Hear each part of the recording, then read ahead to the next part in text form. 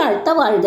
ஒரு ராஜா கோவில் கருவறையில வைக்கிறதுக்காக தெய்வீக சிலை ஒண்ணு செய்யணும்னு சொல்லி தலை சிறந்த சிற்பியின் உதவிய நாடினாரு. அந்த சிற்பி ஒரு கல்லை தேடி போனாரு. ஒரு கல்லை தேர்வு செஞ்சு அதை உளியால செதுக்கவும் ஆரம்பிச்சாரு. வலி தாங்க முடியாத அந்த கல், என்னை விட்டுடுங்களேன், என்னால வலி தாங்க முடியல அப்படின்னு சொல்லி புலம்பியது. சிறிது பொறுத்துக்கொள், உன்னை ஒரு கடவுள் சிலையாய் வடிவமைக்கிறேன், அதன் பின் உன்னை அனைவரும் வணங்குவார்கள் என்று கூறினார் அந்த சிற்பி. என்னை விட்டுடுங்க, என்னால வலி தாங்க முடியல அப்படின்னு சொல்லி அந்த கல்லு கதறிச்சு. சரி என நினைத்து பக்கத்துல இருந்த மற்றொரு கல்லை எடுத்து சிலை செஞ்சாரு அந்த சிற்பி. அந்த கல்லும் வலியை தாங்கி கொண்டு ஒத்துழைச்சது. மிக அழகான கடவுள் சிலையாக பிரதிஷ்டை செய்து அதை மக்கள் அனைவரும் கையெடுத்து வணங்கினார்கள். ஆனால் அந்த வலி தாங்க முடியாத அந்த கல் படிக்கட்டாக மாறி எல்லோரும் அதை மிதித்து சென்றனர். இதுல இருந்து நம்ம தெரிஞ்சுக்கிற கருத்து என்னன்னா, நம்ம வாழ்க்கையில